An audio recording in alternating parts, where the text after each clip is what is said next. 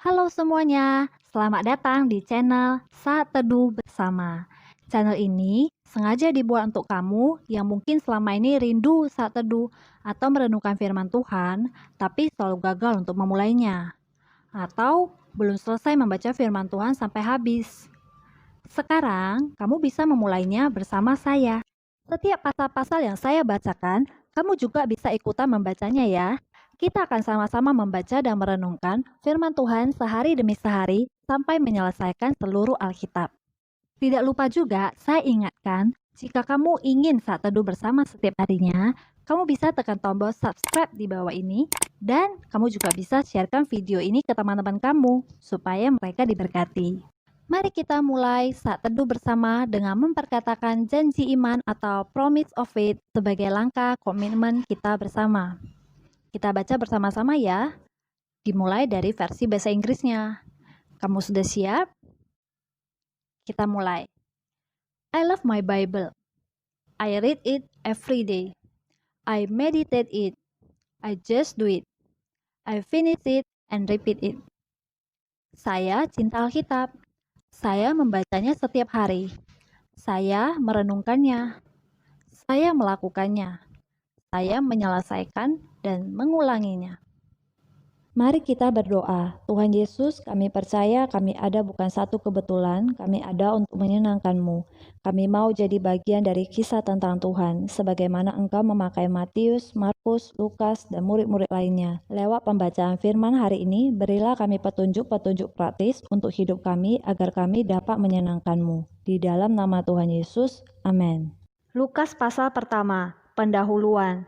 Theophilus yang mulia, banyak orang telah berusaha menyusun suatu berita tentang peristiwa-peristiwa yang telah terjadi di antara kita, seperti yang disampaikan kepada kita oleh mereka yang dari semula adalah saksi mata dan pelayan firman. Karena itu, setelah aku menyelidiki segala peristiwa itu dengan seksama dari asal mulanya, aku mengambil keputusan untuk membukukannya dengan teratur bagimu, supaya engkau dapat mengetahui bahwa segala sesuatu yang diajarkan kepadamu sungguh benar. Pemberitahuan tentang kelahiran Yohanes Pembaptis. Pada zaman Herodes, Raja Yudea, adalah seorang imam yang bernama Zakaria dari rombongan Abia. Istrinya juga berasal dari keturunan Harun, namanya Elisabet. Keduanya adalah benar di hadapan Allah dan hidup menurut segala perintah dan ketetapan Tuhan dengan tidak bercacat. Tetapi mereka tidak mempunyai anak, sebab Elisabet mandul dan keduanya telah lanjut umurnya. Pada suatu kali, waktu tiba giliran rombongannya, Zakaria melakukan tugas keimaman di hadapan Tuhan. Sebab ketika diundi sebagaimana lazimnya untuk menentukan imam yang bertugas, dialah yang ditunjuk untuk masuk ke dalam bait suci dan membakar ukupan di situ. Sementara itu seluruh umat berkumpul di luar dan sembahyang. Waktu itu adalah waktu pembakaran ukupan. Maka tampaklah kepada Zakaria seorang malaikat Tuhan berdiri di sebelah kanan mezbah pembakaran ukupan. Melihat hal itu ia terkejut dan menjadi takut. Tetapi malaikat itu berkata kepadanya, "Jangan takut, hai Zakaria, sebab doamu telah dikabulkan dan Elisabet istrimu akan melahirkan seorang anak laki-laki bagimu dan haruslah engkau menamai dia Yohanes. Engkau akan bersukacita dan bergembira, bahkan banyak orang akan bersukacita atas kelahirannya itu. Sebab ia akan besar di hadapan Tuhan dan ia tidak akan minum anggur atau minuman keras dan ia akan penuh dengan Roh Kudus mulai dari rahim ibunya. Ia akan membuat banyak orang Israel berbalik kepada Tuhan Allah mereka dan ia akan berjalan mendahului Tuhan dalam roh dan kuasa Elia untuk membuat hati bapa-bapa berbalik kepada anak-anaknya dan hati orang-orang durhaka kepada pikiran orang-orang benar dan dengan demikian menyiapkan bagi Tuhan suatu umat yang layak baginya. Lalu kata Zakaria kepada malaikat itu, "Bagaimanakah aku tahu bahwa hal ini akan terjadi? Sebab aku sudah tua dan istriku sudah lanjut umurnya." Jawab malaikat itu kepadanya, "Akulah Gabriel yang melayani Allah dan aku telah diutus untuk berbicara dengan engkau dan untuk menyampaikan kabar baik ini kepadamu. Sesungguhnya engkau akan menjadi bisu dan tidak dapat berkata-kata sampai kepada hari di mana semuanya ini terjadi, karena engkau tidak percaya akan perkataanku, yang akan nyata kebenarannya pada waktunya." Sementara itu orang banyak menanti-nantikan Zakaria. Mereka menjadi heran bahwa ia begitu lama berada dalam bait suci. Ketika ia keluar, ia tidak dapat berkata-kata kepada mereka dan mengertilah mereka bahwa ia telah melihat suatu penglihatan di dalam bait suci. Lalu ia memberi isyarat kepada mereka sebab ia tetap bisu. Ketika selesai jangka waktu tugas jabatannya, ia pulang ke rumah. Beberapa lama kemudian, Elizabeth istrinya mengandung dan selama 5 bulan ia tidak menampakkan diri. Katanya, inilah suatu perbuatan Tuhan bagiku, dan sekarang ia berkenan menghapuskan aibku di depan orang. Pemberitahuan tentang kelahiran Yesus. Dalam bulan yang keenam, Allah menyuruh malaikat Gabriel pergi ke sebuah kota di Galilea bernama Nazaret, kepada seorang perawan yang bertunangan dengan seorang bernama Yusuf dari keluarga Daud. Nama perawan itu Maria. Ketika malaikat itu masuk ke rumah Maria, ia berkata, "Salam, hai engkau yang dikaruniai, Tuhan menyertai engkau." Maria terkejut mendengar perkataan itu lalu bertanya di dalam hatinya, "Apakah arti salam itu?" Kata malaikat itu kepadanya, "Jangan takut, hai Maria, sebab engkau beroleh kasih karunia di hadapan Allah. Sesungguhnya engkau akan mengandung dan akan melahirkan seorang anak laki-laki dan hendaklah engkau menamai dia Yesus. Ia akan menjadi besar dan akan disebut anak Allah yang maha tinggi dan Tuhan Allah akan mengaruniakan kepadanya tata Daud bapa leluhurnya. Dan ia akan menjadi raja atas kaum keturunan Yakub sampai selama-lamanya, dan kerajaannya tidak akan berkesudahan." Kata Maria kepada malaikat itu, "Bagaimana hal itu mungkin terjadi karena aku belum bersuami?" Jawab malaikat itu kepadanya, "Roh Kudus akan turun atasmu, dan kuasa Allah yang maha tinggi akan menaungi engkau. Sebab itu anak yang akan kau lahirkan itu akan disebut kudus, anak Allah. Dan sesungguhnya Elizabeth sanakmu itu, ia pun sedang mengandung seorang anak laki-laki pada hari tuanya. Dan inilah bulan yang keenam bagi dia, yang disebut mandul itu. Bagi Allah tidak ada yang mustahil." Kata Maria, "Sesungguhnya aku ini adalah hamba Tuhan. Jadilah kepadaku menurut perkataanmu itu." Lalu malaikat itu meninggalkan dia. Maria dan Elizabeth. Beberapa waktu kemudian berangkatlah Maria dan langsung berjalan ke pegunungan menuju sebuah kota di Yehuda. Di situ ia masuk ke rumah Zakaria dan memberi salam kepada Elizabeth. Dan ketika Elizabeth mendengar salam dari Maria, melonjaklah anak yang di dalam rahimnya dan Elizabeth pun penuh dengan Roh Kudus, lalu berseru dengan suara nyaring, "Diberkatilah engkau di antara semua perempuan dan diberkatilah buah rahimmu. Siapakah aku ini sampai ibu Tuhanku datang mengunjungi aku? Sebab sesungguhnya ketika salammu sampai kepada telingaku, anak yang di dalam rahimku melonjak kegirangan. Dan berbahagialah ia yang telah percaya, sebab apa yang dikatakan kepadanya dari Tuhan akan terlaksana." Nyanyian pujian Maria. Lalu kata Maria, "Jiwaku memuliakan Tuhan dan hatiku bergembira karena Allah juru selamatku. Sebab ia telah memperhatikan kerendahan hambanya. Sesungguhnya mulai dari sekarang segala keturunan akan menyebut aku berbahagia. Karena Yang Maha Kuasa telah melakukan perbuatan-perbuatan besar kepadaku dan namanya adalah kudus. Dan ramanya turun-temurun atas orang yang takut akan Dia. Ia memperlihatkan kuasanya dengan perbuatan tangannya dan mencerai-beraikan orang-orang yang congkak hatinya.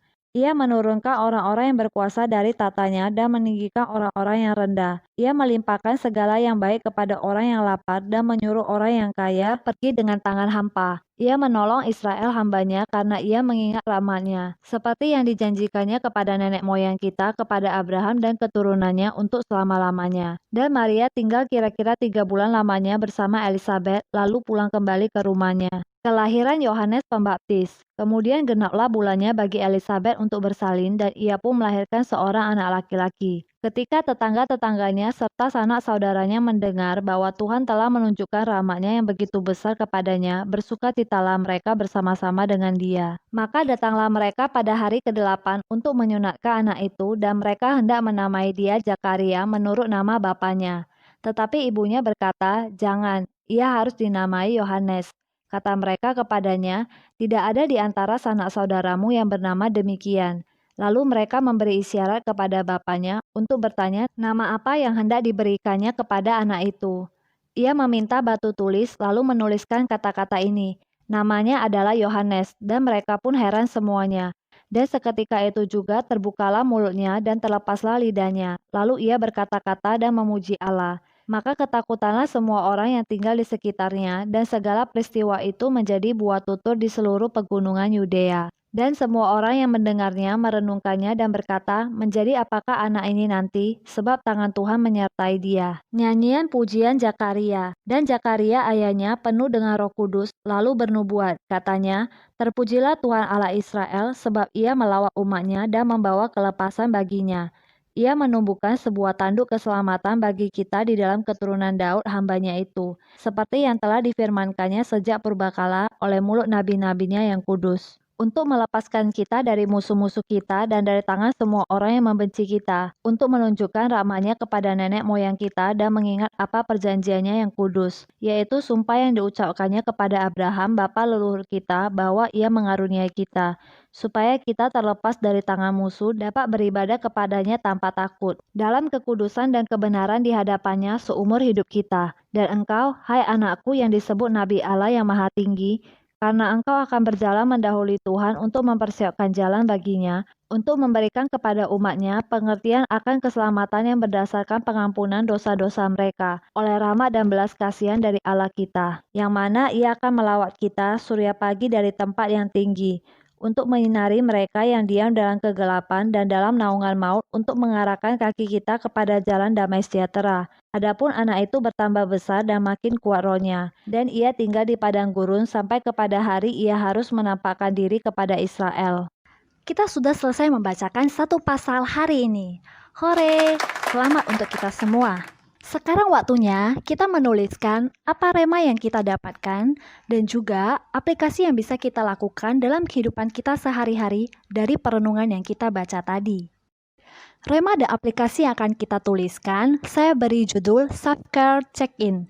Kenapa demikian?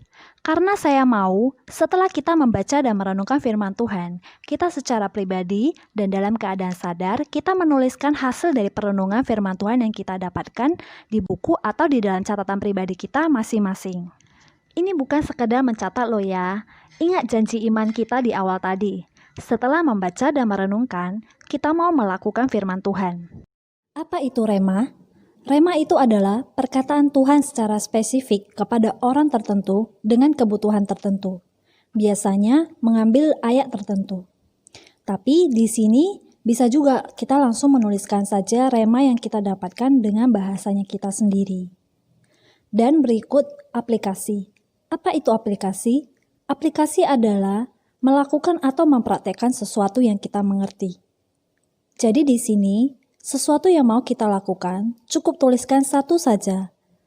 Kalau bisa sejelas atau sedetail mungkin, apa yang mau kita lakukan atau kita ubah dari rema yang kita dapat. Rema yang saya dapatkan dari Lukas pasal pertama ada di ayat ketiga. Karena itu setelah aku menyelidiki segala peristiwa itu dengan seksama dari asal mulanya, aku mengambil keputusan untuk membukukannya dengan teratur bagimu. Saya garis bawahi kalimat aku mengambil keputusan.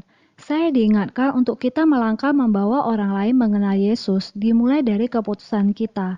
Jika kita tidak pernah mengambil keputusan untuk melangkah, maka tidak ada yang kita akan lakukan. Akan semakin banyak orang yang terhilang dan tidak mendengar kabar baik tentang keselamatan dari Tuhan Yesus. Aplikasi yang akan saya lakukan adalah membuat keputusan sederhana, yaitu dimulai dari rumah, memberi salam atau pamitan ketika ketemu atau mau berpergian. Apa nih rema dan aplikasi yang kamu dapatkan? Rema dan aplikasi dari kamu bisa tuliskan di dalam kolom komentar di bawah ini ya, agar saya dan teman-teman yang lain bisa diberkati. Mari kita mengakhiri perenungan hari ini dengan doa. Mari kita bersatu di dalam doa. Tuhan Yesus, terima kasih untuk rema dan aplikasi yang Engkau ingatkan untuk kami lakukan. Mampukan kami untuk dapat mempraktekkannya dalam kehidupan kami sehari-hari. Di dalam nama Tuhan Yesus, amin. Terima kasih. Sampai ketemu lagi. God bless.